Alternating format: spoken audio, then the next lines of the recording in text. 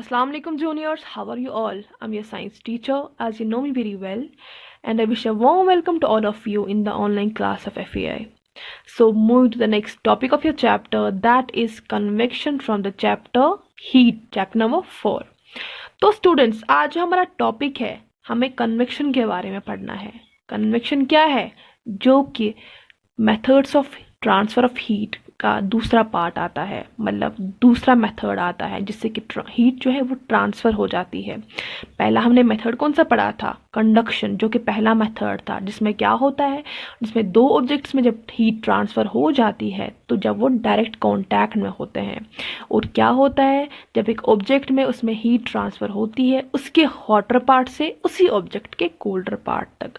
और कंडक्शन जो है वो हमेशा सॉलिड्स में होती है। ठीक है, अब जो कन्वेक्शन है, जो हमारा आज का टॉपिक है कन्वेक्शन, ये कन्वेक्शन जो है ये दूसरा मेथड है ट्रांसफर ऑफ हीट का, ये दूसरा तरीका है। ठीक है, तो हम इसी के बारे में पढ़ेंगे।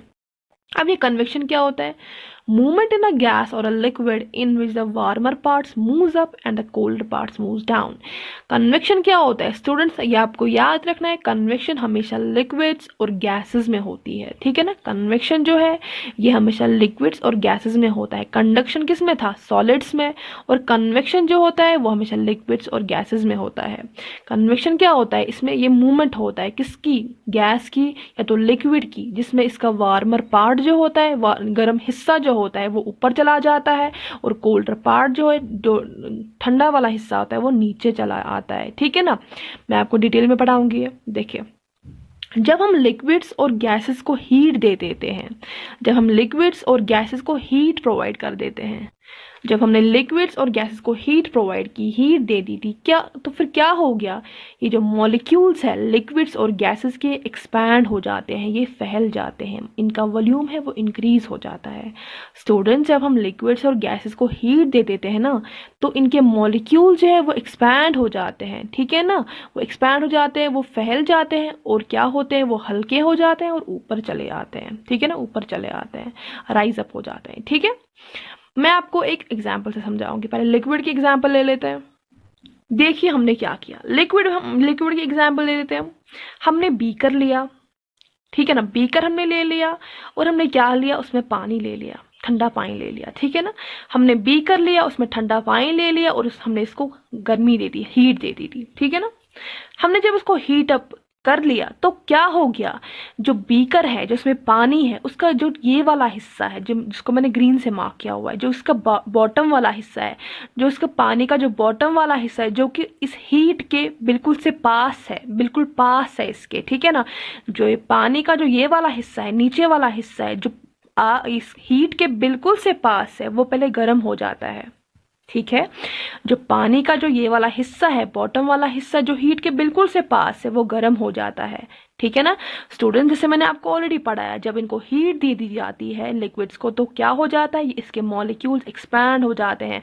एक्सपैंड होने के बाद क्या होता है, ये क्या होता है, हल्का हो जाता है और राइज अप हो जाता है, ऊपर चला जाता है। ठीक है, अगर आपको ये कॉन्सेप्ट याद रहेगा ना, तो कन्वेक्शन समझने में आपको कोई भी दिक्कत नहीं होगी। आप देखिए क्या होता है, जब हमने बीकर में जब पानी ले लिया, जब हमने इसको हीट अप कर लिया, ठीक है, जब हमने इसको हीट अप कर लिया, तो पानी का ये वाला हिस्सा जो है पहले गर्म हो गया, क्योंकि ये हीट के बिल्कुल से पास थी। ठीक है ना, ये जो हिस्सा है पहले गर्म हो गया।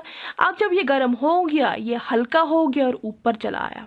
ठीक है ना, ये ऊपर चला आया, समझ आया, ये ऊपर चला आया, है कि नहीं? जहाँ पे मैंने एरो किया हुआ है ना, ये बिल्कुल ऊपर चला आया। ठीक है ना, और इधर पे जगह खाली रह गई। अब जो ऊपर जो कोल्डर वाला पार्ट था, जो अभी गर्म नहीं हुआ था, जो कि अभी ये कोल्डर वाला पार्ट था, ये नीचे आ गया। ठीक है ना, ये नीचे आ गया। समझ में आया? मैं आपको फिर से समझाऊंगी। स्टूडेंट्स, हम पहले लिक्विड्स की बात करेंगे। हमने क्या किया, बीकर एक ले लिया, उसमें हमने पानी ले लिया। ठीक है ना, गर्म ठंडा पानी ले लिया। हमने जब उसको हीट अप कर लिया, तो पानी का ये वाला हिस्सा जो था, जो बिल्कुल से इस हीट के पास में था, वो पहले गर्म हो गया। गर्म होने के बाद जो क्या हो गया, इसको ये हल्का हो गया, इसके मॉलिक्यूल एक्सपैंड हो गया, हल्का हो गया और ऊपर चला गया, ये राइज अप हो गया। ठीक है ना, ये जब राइज अप हो गया, ऊपर चला आया, तो इसकी जो जगह है वो खाली हो गई। ठीक है ना, इसकी जगह जो है वो खाली हो गई।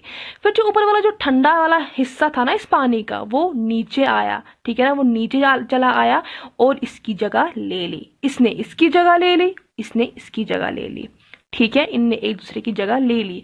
हो गया ना इधर पे कॉन्सेप्ट पूरा। क्या हो जाता है, मूवमेंट हो जाती है। वार्मर पार्ट जो है वो ऊपर चला आता है और कोल्डर पार्ट जो है वो नीचे चला आता है कि नहीं।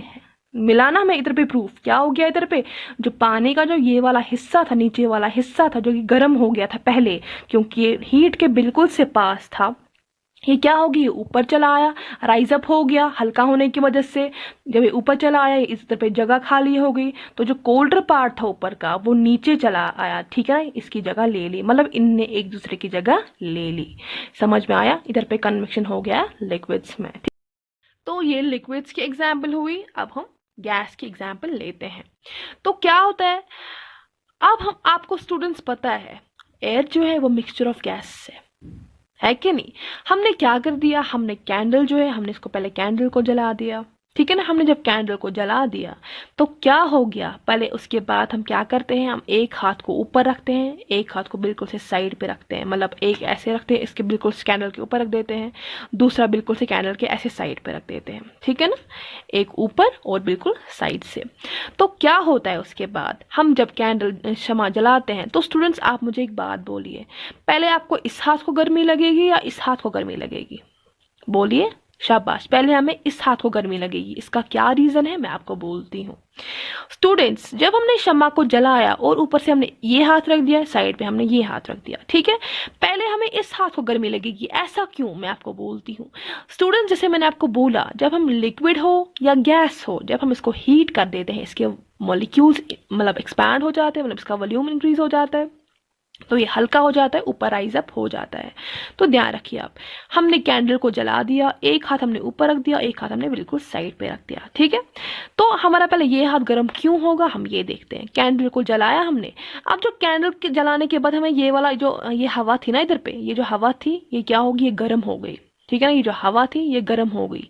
हवा जब गर्म हो गई, इसके मॉलिक्यूल्स एक्सपैंड हो गए, ये हल्का हो गया और ये राइज अप हो गया, राइज अप हो गया, राइज अप हो गया। जब ये राइज अप हो गया, पहले राइज अप हो गया तो पहले इसकी वजह से क्या हो गया, हमारा जो हाथ है ये पहले, इसको पहले गर्मी महसूस हो गई, ठीक है ना, इसको पहले गर्मी महसूस हो गई क्योंकि जो हवा थी इसने अपने साथ साथ हीट भी ले ली ना।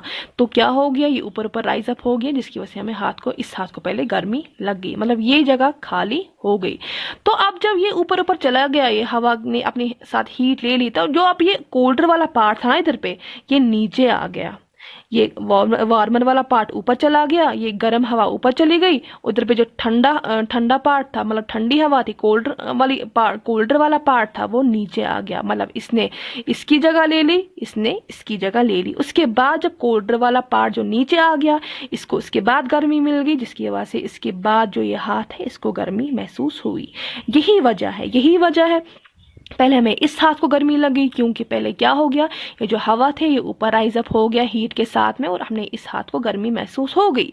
उसके बाद क्या हो गया, कोल्डर पार्ट जो था हवा का, वो जब नीचे आ गया, ठीक है ना, जब नीचे आ गया इसने इसकी जगह ले ली, उसकी वजह से क्या हो गया, हमें इस हाथ को गर्मी महसूस हो गया ना। इधर पे प्रूव दैट क्या होता है, जब भी लिक्विड्स और गैसेस को हीट अप किया जाता है, जब इनको हीट दी जाती है, तो क्या होता है, इनके मॉलिक्यूल्स जो है वो एक्सपैंड हो जाते हैं, ये हल्के हो जाते हैं और बिल्कुल से राइज अप हो जाते हैं, ऊपर चले जाते हैं, ठीक है ना।